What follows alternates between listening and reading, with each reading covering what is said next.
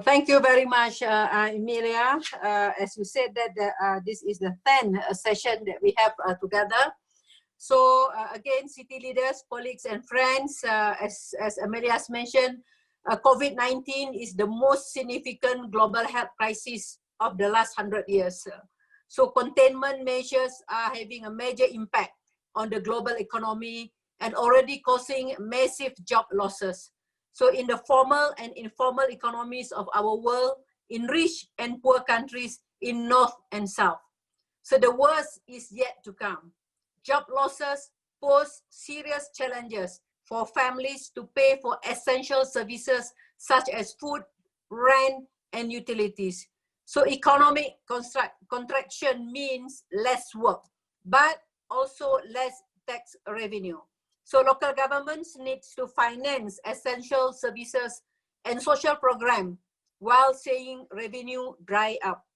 So many developing countries and cities are already facing severe challenges of food security and household poverty. Children lost out on play, education, and even vaccinations. And young adults cannot finish degree courses and have no hope to find employment soon.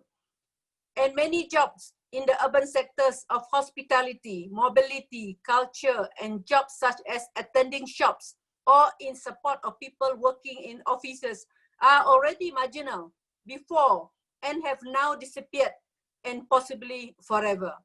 So yesterday, this initiative of online live learning had a session focused on COVID-19 in informal settlement and in the informal economy.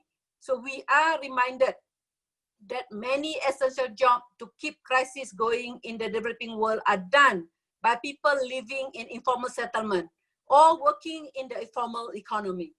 So we know that even in wealthy countries, people with lower incomes often do not stay at home, travel with public transport, and ensure that essential services keep running. So many of them are women, and people in essential service jobs and in informal economy take a great share of the risk to keep up all safe.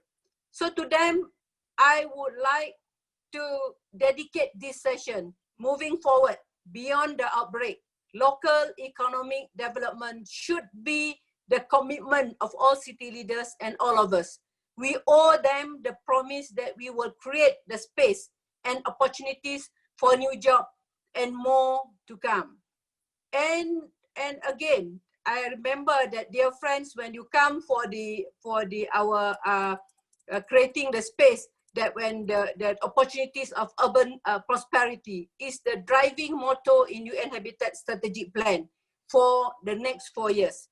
We are not really going in a way that is very sad, but we are taking this opportunity of COVID, trying ways to implement our strategic plan. Our commitment of our work were approved 11 months ago. And I thought that after the World Urban Forum in Abu Dhabi, we will zoom up, by all member states in the United Nations. But we are not give up, but our first commitment is to reduce the spatial inequality. So this is now more than important if we want to improve living conditions. And for all, leaving no one behind and no place behind. So local economic development cannot restart without reducing spatial inequality.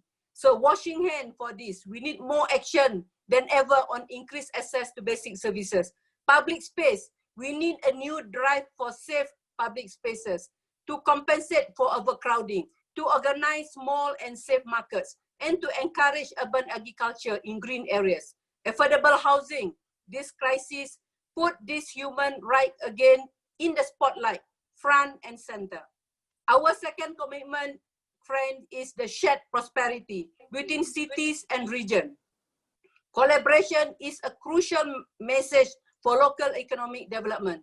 The new urban agenda had already this key commitment to support local economic development, fostering integration, cooperation, coordination, and dialogue across level of government and functional areas and relevant stakeholders. The COVID-19 crisis will oblige all local and national leaders to go back to the planning table to create the opportunities for local economic development in integrated city region plan. Our third commitment, our friends, that is to strengthen climate action. We don't forget climate action while this COVID-19 arrived, making cities again healthy, reducing air pollution, protection the environment, and making sure that people and communities and economy have guarantees of safety from disease and from climate shock. These were the drivers of long-term development more than ever. Our last commitment is most relevant today. UN Habitat was asked by the member state to lead on effective urban crisis prevention and response. That was 9 months before the COVID-19. But these actions are crucial for socio-economic recovery to support social integration, cohesion, and resilience, leaving no one, especially not women, elderly person, refugees, and migrants. So UN Habitat will focus its work on supporting the capacity and knowledge of cities to be more resilient and strengthening their economies to better respond to shock and crisis in the future.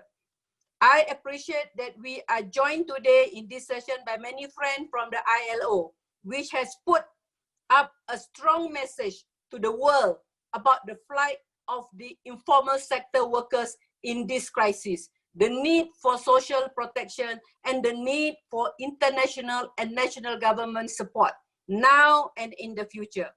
I look forward to join city leaders, national leaders, and my friends in the UN system to plan and manage the recovery in the years ahead. We must be together to find ways to make sustainable urban development again as a driver of development and peace for all of us. Emilia, I'm sure we can do this together. Thank you very much. Over to you.